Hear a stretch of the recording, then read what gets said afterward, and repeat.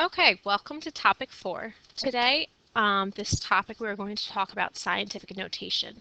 Scientific notation is a way to write a really big number without actually having to write all the digits. Obviously, this is something great for science if you're talking about measuring the distances in outer space or really small particles. No one really wants to be able to read a 9 or 10 digit number or see that in a textbook, so we use scientific notation as again another shortcut. So first things with scientific notation is we first need to have a number that's between 0 and 10, meaning we're going to use the numbers 1, 2, 3, 4, 5, 6, 7, 8, or 9. All right, and we're always going to say to a power of whatever. So we'll say times 10 to a power of whatever. And remember, we're base 10 because we count by tens with our number system. We count 1, 2, 3, 4, 5, 6, 7, 8, 9, and then we start at 10, and then we go to 20s. We're a base 10 number system. All right, so let's get started. To change a number from scientific notation, we're going to place a decimal point so that there is only one non-zero digit. So again, our non-zero digits are 1, 2, 3, 4, 5, 6, 7, 8, and 9 to the left of the decimal point. So here we are, our decimal point, when there is none, it's always at the end. We're going to move our decimal point till there's only one number, like our numbers up here, that are in front. So let's get going. So count with me as we move. 1, 2, 3, 4. I don't want to stop because I have 3 digits in front. 4, 5, right? 1, 2, 3, 4, 5, 6. So I move my decimal places 6 times. So now, since the number was greater than 1, the exponent is going to be positive, and that's going to be 4.75 times 10 to the 6. Now let's practice.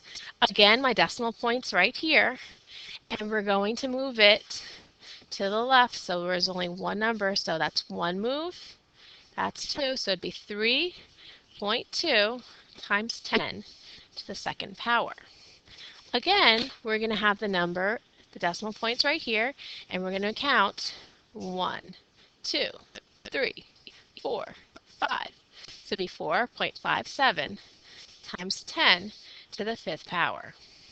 Over here, decimal point's right here, we're going to go 1, 2, 3, 4. So 2.3 times 10 to the fourth.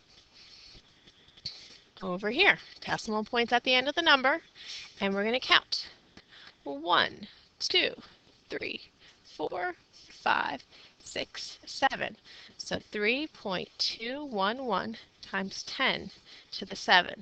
We want to make sure that we write only our non-zero digits. So I only need to write 3211. I don't need to include all those other zeros because again, we're trying to make this shorter. Now here, my decimal point's right by 8. Do I have to move it anywhere? No, I don't. So it's going to be 8 times 10, and I didn't move it at all, to the 0th power. And remember, anything to the 0 power is 1, so 8 times 1 is 8. Over here, we have 12, and we're going to move it to the left 1, so it's 1.2 times 10 to the first power. Again, we can check our math if you put it right into the calculator. If I put 3.211 times 10 to the 7th power into my calculator, I should get the answer 32,110,000. So I know I got my answer that I started with. Okay, let's continue. Now, our next step is for numbers that are smaller than 1. Okay, this would be if we're measuring organisms living in a cell. All right, really tiny distances. So here we are with our number. We have, remember, our number. So we're going to move again. So there's just one decimal, one number, 1, 2, 3, 4, 5, 6, 7, 8, or 9 in front of the 0. All right, so count with me. 1, 2, 3, 4. I stop right here because 4 is in front. So now I move myself 4 times. All right, but now since the number was less than 1, it's going to be negative, so it's negative 4. Okay, so you can think about it as right. If you're moving your decimal point right, you're going to have a negative exponent. And if it's left, it's going to be positive. So let's practice. All right, we got to stop when there's just one number in front of one of the decimal points. So 1, 2, 3. So it's going to be 4 times 10, and I moved it 3 times, and that number was less than 1. I moved it right, so it's negative 3. Over here, 1, 2, 3, 4, 8.01 times 10 and negative 4 because my original number was less than 1. Over here, we just have to move this one time. 3 times 10 to the negative 1. Again, we moved right, so it's negative. Over here, we're going to move it twice, and we still have to write all of these digits now down. They are very, very, very important. Times 10 to the negative 2. All right, almost there. So let's move here. 1, 2, 3, 4. So 1 times 10 to the negative 4. And I like this one. Just got to move it once. So 1 times 10 to the negative 1. All right. Our next way is going back now. Okay. So you got to remember your directions. So right, positive, left, negative. And here might be a thing, if you remember the two E's here, negative left, might help you out. All right, so let's try an example problem out. So I'm going to move right, which is this way. So here's my decimal point. I'm going to rewrite the number down, makes it a little easier. So I'm going to move it 3 times. 1, 2, 3. So my number should be 5,024. Over here, we got to go left negative, so I'm going to rewrite my number out. It's a little easier, and we're going to go 8 times to the left. 1, 2, 3, 4, 5, 6, 7, 8. And we're going to fill in zeros. And isn't this a huge number? So we can rewrite it out. And we're going to have 1, 2, 3, 4, 5, 6, 7 zeros. And then our number. Okay.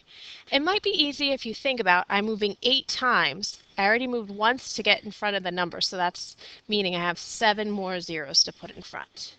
All right. Let's practice again. All right. We have 3.8 and negative 4. So we're going to the left 4 times. So 1, 2, 3, 4.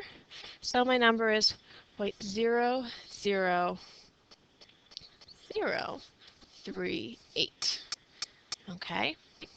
Over here, we have 2.19 is negative 3. So I'm moving to the left 3 times. 1, 2, 3. So 0.00219. Over here, I'm at 6, and it's negative 2, so we're going to the left. 1, 2, so it's going to be 0.06. You can add that extra 0 in there, but since there's really zeros forever, we don't need to write that. All right, now we've got some positive exponents. Remember, positive, we move to the right. These numbers are going to be bigger than 1. So we have to move 3 times. 1, 2, 3. So I have 5,120. We're moving 4 times. It's positive to the right. 1, 2, 3, 4. 82,000.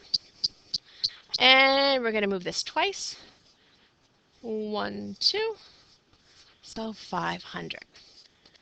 All right. Another part of here is figuring out which is the bigger exponent, which is the bigger number. And the easiest way to do these is to look at the bases.